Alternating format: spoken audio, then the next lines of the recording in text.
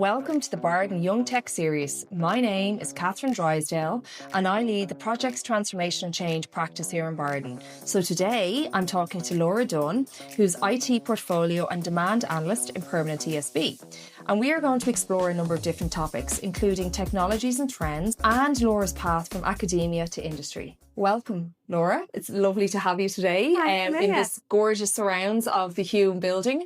So Laura, do you think there are any technologies or trends that are overrated at the moment? And on the flip side, is there something possibly underrated?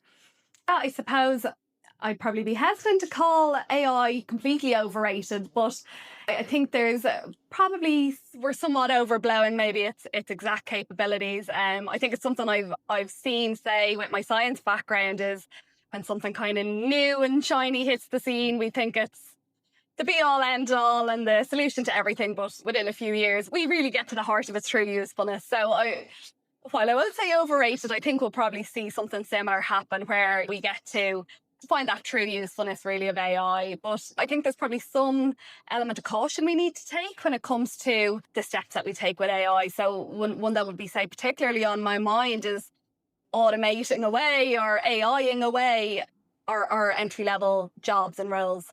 I think that would be a really big misstep. I think entry-level talent and that new pipeline of people coming up through an organisation is so important in helping it develop and grow into the future.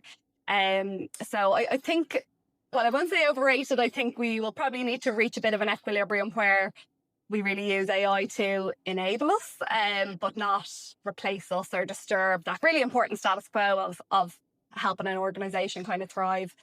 I do think that is definitely a topic at the moment across different professions, around those entry-level jobs being replaced by AI. And you've got people who are maybe the 3 to 5 year career going, what they learned during that 1 to 3 years was so critical. Important. Because if something goes wrong and you know, if that part of that early entry is replaced by AI, we still need that human interaction. Do you see that in day-to-day in your job where that's a risk that AI is replacing those early entry roles? I wouldn't say it's an imminent risk, but I would be very keen not to see it happen. I think investing in young blood, fresh talent is so important. So I could see it as a risk, but I wouldn't say it's kind of imminent or super threatening to my immediate role. I do know in other areas it's definitely some companies or some professions are probably taking a quicker stance to jump on AI. Just your thoughts around social media, right? So some countries, Australia, banning Facebook or YouTube for under 16s. What's your thoughts on that? It's kind of a very broad question, but any thoughts on it? Yeah, I suppose it's interesting. I suppose the perspective I've had, I would have grown up in an era of very rapidly changing technology when it comes to social media in particular. I suppose my access to social media would have been fairly unfettered. It was really, the technology was new. We didn't know it was new to us. We didn't really have those firm guardrails and safety concerns weren't really front of mind, I'd say.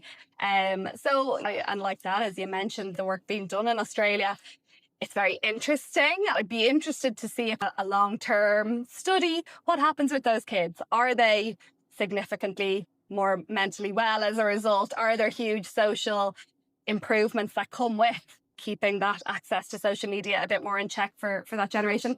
I don't know, but I would be completely interested to see where that goes. No, it is interesting. I suppose it's just about what countries are bringing in that regulation. Obviously Ireland haven't moved on that yet. Obviously there is certain kind of cohorts where they're encouraging children who are still in primary school not to use phones, but that's really, really difficult to manage, right? I definitely know that. So when future generations look back at our era of tech now, what do you think they might say? I would hope there would be some acknowledgement from those future generations of what a transformative time in technology we really have had at the moment. But I think simultaneously there might be some sense of maybe, you thought that was the be-all, end-all. You had it completely overblown.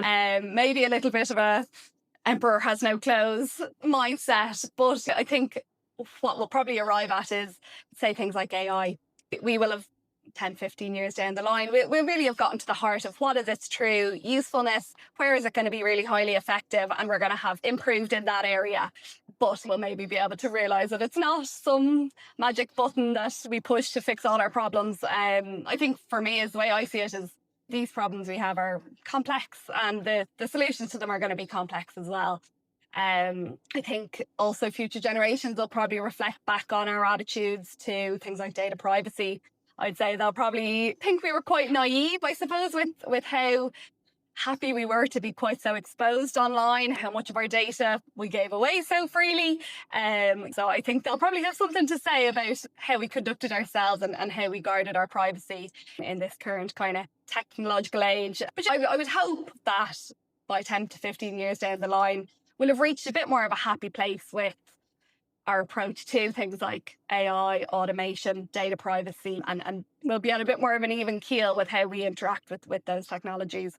It'll be interesting to see if regulation has aligned somewhat with those advancements. I think it's really tricky at the moment because things are moving so fast in the generative AI space, and countries and regulations are trying to just can't keep up. Align, catch up. It's really tricky. Do you like, just thinking of the data piece, and I suppose when we're in our day-to-day, we are sharing our data because that's how we have to interact if we're dealing with a bank, for an insurance company, if we're even just purchasing something online. Does that concern you about sharing your data? And you're sharing it for one reason, but is there potential for it to be used in another way? Completely. And I mean, I think, as you say, when it comes to regulation, there's definitely some comfort there around industries that are quite heavily regulated. The banks, financial services, things like the medical system, pharmaceutical companies. There's regulations there. I suppose where I'd probably be more concerned is things like social media and these kind of more optional things that we choose to engage in. And I think one thing that really stood out to me was a kind of an old saying of, if you're not paying for the product, you are the product. And by that, your data is the product. So exactly, what are you handing away and why are you handing it away? If it's to transact and carry out these really essential functions in your life, that's one thing. But exactly, I think we'll probably need to have a good think about other areas in which we hand our personal data away. And unfortunately, sometimes when we do give that data in the right context and we try and protect it as much as we can, it can often be circumstances outside of our control, outside of the organisation's control, but it is definitely a tricky one.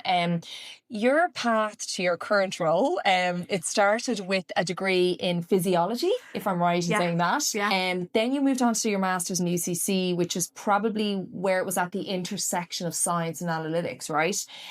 So you moved from an SME data role to data analytics, right? And also shifted from academia to industry. So a massive shift. Tell us a little bit about that, because it's definitely different. Definitely. I've had a very unconventional path into technology, I would say. As you say, I did my undergraduate degree. It was a science degree, physiology, which is fascinating. I love it. I still think it is just the most endlessly interesting thing.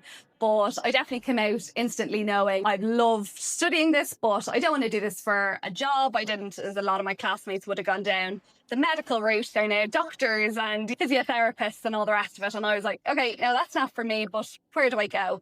And really that kind of bridging point for me was the master's degree then that I did in bioinformatics. So it's kind of data analytics, it's computer science, and it's biology all coming together.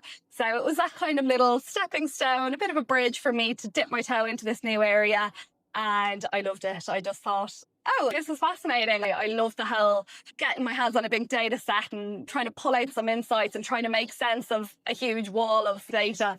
So like that, I then, after my master's, I then worked in academia for about a year in the same lab that I had done my master's thesis in, and liked it, but I knew I wanted to move into an organisation. I wanted to be part of a big picture. I wanted to be somewhere with a strategy that I could see myself feeding into.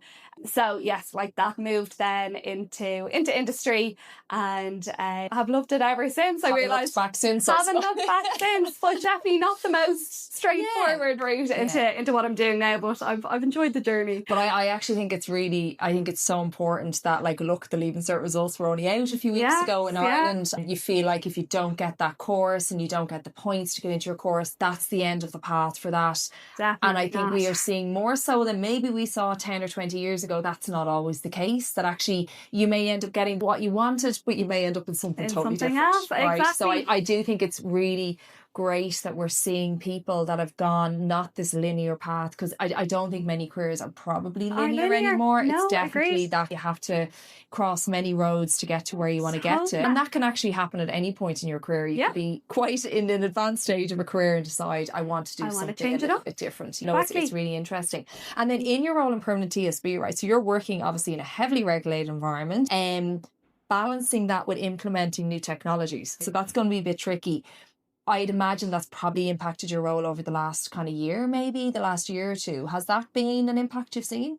Yeah, I suppose probably like that. We are wanting to move forward. You do want to make progress. That banking is a more highly regulated field, so you have to tread with caution. And like that, I would say a lot of the work that's underway is a regulatory requirement. So it's improvements that we need to make. So it is great there is a central bank is really leading from the front there to bring the whole Irish banking sector into a more modern and tech first space.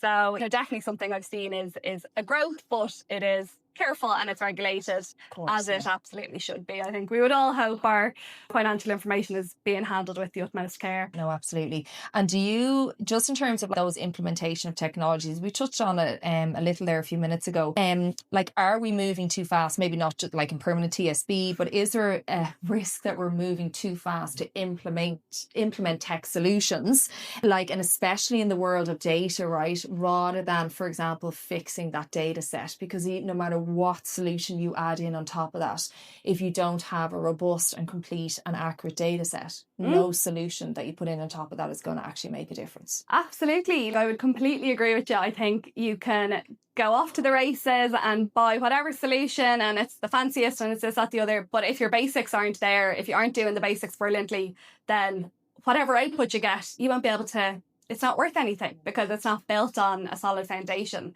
So absolutely, I think there is a huge focus to be had there on do those basics, get your basics right, get that. If your input's no good, your output's going to be no good either. Whatever tool you put in the middle isn't going to magic it into something better. So absolutely, I think, and as you touched on, I suppose, are we moving too fast? I think there's a time and a place. I think there are some areas where they need to do the whole move fast and break things. They need to be at the forefront, and they're the people they're making huge progress.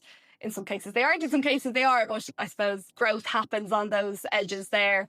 But that's for those industries, and there's a time and a place for that mindset. I think then there's a huge kind of element of where tech is coming, where no, we need to take a bit more of a measured and careful approach to bringing in anything new. It needs to be a bit more regulated. There is those industries where you can, I'm going to say the term fail fast, where you, and even within an industry and within an area of the business, it might be in finance or it might be outside of finance, right? You can implement technology. If it doesn't work, you can move on, right? But obviously in heavily regulated environment, you can't take that risk. So there's certainly, I think, in some industries, in some organizations, startups, they have to fail fast because that's how they succeed and grow. But in certain industries, such as the one that you're in, there's definitely, we can't do that. You can't do that. And just final question, quite a broad question. So what is your vision for the future of tech? Yeah, I suppose I would love to see a future of tech where we use technology to enhance us, enable us to do our best work, more of what we love to do and less of what we don't like to do. Like that, if I'm thinking of my day-to-day role, it's less of the menial, the repetitive, the boring, the stuff I don't like. How can I take that off my plate, get it done faster, better, more accurately, and free me up then to do the work that I love to do, if that's thinking strategically, if that's collaborating with others, if that's being able to interrogate data and being able to layer in that human context to say what's going on here and why.